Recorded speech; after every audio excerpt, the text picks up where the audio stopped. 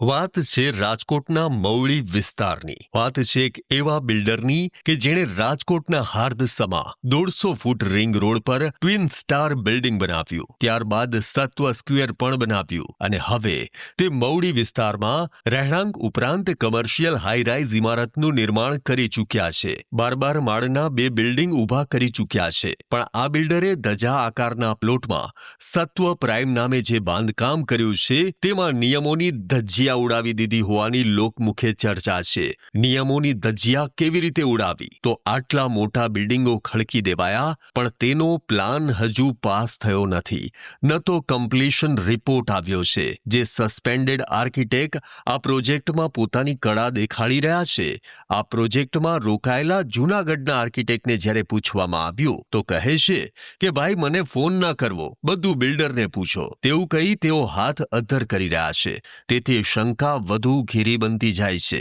અરે હદ તો ત્યારે થાય છે કે આ સસ્પેન્ડેડ આર્કિટેક્ટ પોતાના ગળામાં ગાળીઓ ન આવે એટલે ભાડુતી આર્કિટેક્ટની સહી કરી પ્લાન પાસ કરાવવાની ફિરાકમાં છે. પણ હકીકત એ છે કે સત્વ પ્રાઇમ નામે જે સ્કીમ બની રહી છે તેમાં જે લોકોએ ફ્લેટ બુક કરાવ્યા છે, દુકાનો બુક કરાવી છે, તેમના આપેલા રૂપિયાની સામે તેમને પ્રોપર્ટી મળશે કે કેમ તે એક મોટો પ્રશ્નાર્થ છે. હા, પણ એક છે, અત્યારે તો સત્વ પ્રાઇમના નામે ધડાધડ માર્કેટિંગ થાય છે, ધડાધડ બુકિંગ થાય છે, અને એ પણ રેરાની મંજૂરી વિના.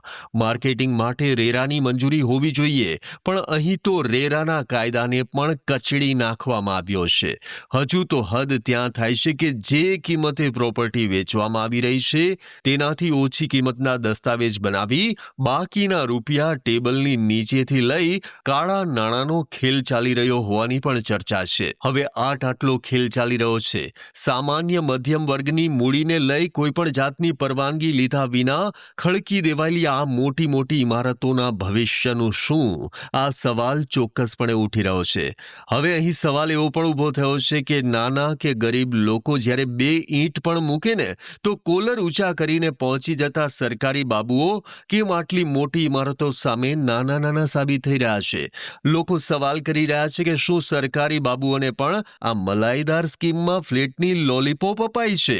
મવડીના ખરાબ રસ્તાની ફરિયાદ મળે અને મ્યુનિસિપલ કમિશનર દોડતા પહોંચી જાય, તે મ્યુનિસિપલ કમિશનર કેમ મવડી વિસ્તારમાં જ આવેલી આ સ્કીમ સુધી નથી પહોંચી શકતા? કેમ મોટા અધિકારીઓના મોં સિવાય ગયા છે આ સ્કીમને લઈને? ત્યારે હવે જોવાનું એ મહત્વનું બની રહેશે કે લોકોના લાખો કરોડો ઉઘરાવી આ સ્કીમનું જે નિર્માણ થયું છે તેમાં કાયદાના ધજાગરા થયા છે, તો તંત્ર હવે કાયદાનો મંત્ર આ સ્કીમ સામે ઉચ્ચારે છે કે નહીં, કે પછી સાગઠિયાની જેમ ગઠિયા બની બધો જ તમાશો ચૂપચાપ જોયા રાખે છે? ત્યારે હવે તમને એમ થતું હશે કે આટલો મોટો ખેલ ચાલી રહ્યો છે, ત્યારે આ બિલ્ડરનું નામ શું છે? તો જો તમને આ બિલ્ડરનું નામ ખબર હોય તો જરૂરથી કમેન્ટ કરીને જણાવજો.